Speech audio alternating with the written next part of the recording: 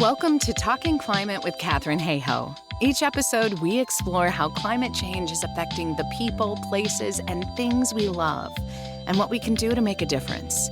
From science to solutions and stories that inspire, you're in the right place for real talk about real change.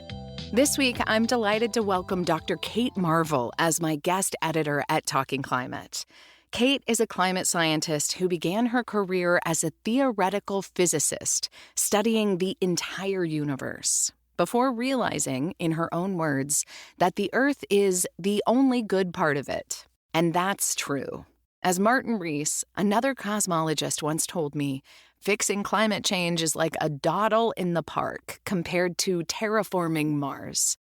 I first met Kate in 2018 at a Story Collider event, where every speaker had to share a true story.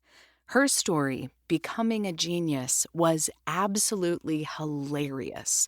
And yes, it's recorded. Watch it at the link in the show notes. I was an instant fan. Since then, our paths have crossed many times. Kate was the lead climate scientist at one of my favorite solutions-focused organizations, Project Drawdown. We both contributed to All We Can Save, an anthology of women writing on climate, and co-authored the Climate Trends chapter of the most recent U.S. National Climate Assessment. Today, Kate lives and writes in New York City, where she also works as a research physicist at a federal agency that, as she says, doesn't approve of anything she says, which makes this newsletter even more worth reading. Take it away, Kate. Good news. A wise person once said that the most important thing we can do to confront climate change is to talk about it. That's why I'm so happy that more and more people are joining the conversation, and it's not all fear and doom. In dark and challenging times, it's crucial to dream of better futures and then get to work making them a reality. To do this, we need to engage people with wonder, hope, and beauty, all things that science can provide. This is something I struggled with myself. Aren't scientists supposed to be neutral and objective about the things we study? I've realized I can't be, though. Everyone and everything I love lives here on Earth. Pretending we feel nothing about our changing world makes us liars, not scientists. In fact, I think we need to engage with all our emotions when it comes to climate change. That's why it's good news that increasingly we scientists are learning to embrace our full humanity, including how we feel. Because in the end, climate change isn't just a science problem. It's a human one. Only by embracing our full humanity will we be able to connect with people and together rewrite the ending to our story. Not so good news. Much of the science that shows us what's happening to our planet and the choices we must make to ensure our future is currently under threat in the United States. Grant cancellations, budget cuts, mass firings, and much more threaten our ability to monitor current changes and prepare for what's coming. And that's very unfortunate news, because the planet won't stop warming just because we stop paying attention. It looks all but certain that the 1.5 degrees Celsius target is out of reach, and meeting the 2 degrees Celsius target set by the Paris Agreement will be extremely challenging. As the science says, every bit of warming matters. The more the planet warms, the worse the impacts. But without scientific leadership, we'll be facing the future alone and unaware. That's a scary thought. We've been here before, though. The pushback against science is nothing new. Since the 1970s, ExxonMobil had a thriving climate research program, knew exactly what would happen if we kept burning fossil fuels like there was no tomorrow, and instead of taking responsibility for their role in this, they covered it all up. Even worse, they deliberately pushed a narrative of the science isn't settled, trying to emphasize the uncertainty to sow doubt. The history is clear. Scientists discovered things, fossil fuel companies lied, and the world heated up. But on a planet that receives more power from the sun in a single hour than the whole of humanity collectively consumes in a year, fossil fuels are not inevitable.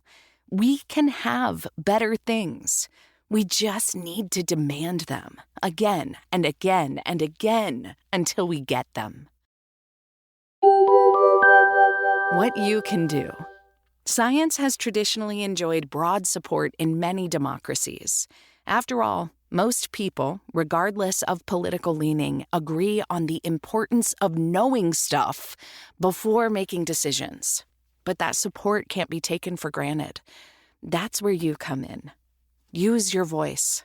Call or write your elected representatives to let them know how crucial it is to fund and protect scientific research, especially research that helps us understand and respond to climate risks. They hear from lobbyists every day. They need to hear from you, too. A Yale study found that elected officials consistently underestimate how much their constituents cared about climate change. Why? Because they didn't hear from them. Support those defending science. Organizations like Climate Science Legal Defense Fund protect scientists from political and legal attacks. Your donation helps ensure researchers can do their work without fear or interference. Build community and stand up peacefully. Climate action doesn't have to mean going it alone.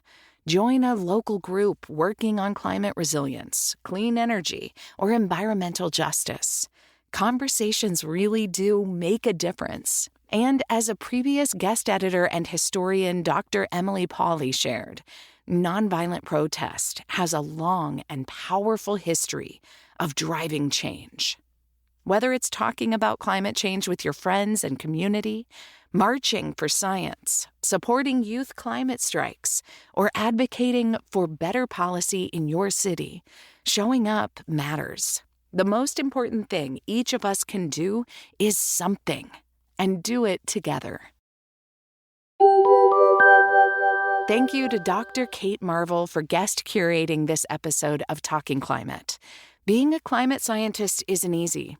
It gives us a front row seat to a disaster none of us want to see happen, and we're all doing our best to avert. As Kate writes, to be a climate scientist is to be an active participant in a slow-motion horror story.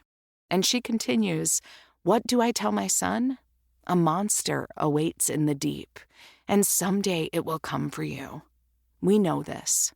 We put it there. As I often say, real hope begins with a clear-eyed look at just how bad the situation is and how dire the consequences of inaction. But as Kate reminds us, while it's okay to grieve over the things we've lost and will lose, grief isn't the same as despair. We need to be brave enough to do the right thing. That's why I'm so excited to read her new book, Human Nature: 9 Ways to Feel About Our Changing Planet, which was published earlier this month. In it, Kate doesn't shy away from the hard truths, but she also leans into the emotional weight of those truths, what it means to face them as a human who wants to fight for a better future.